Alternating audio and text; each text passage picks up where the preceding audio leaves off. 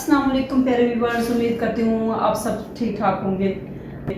आज हम रमज़ान के लिए जो शॉपिंग करके हैं आप बात शेयर करते हैं।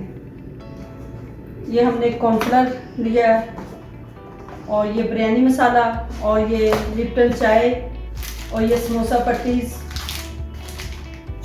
और ये हमने क्रीम, ये चिली सॉस और ये है सोया सॉस, ये है खजूरों का पेस्ट और ये है ऑयल।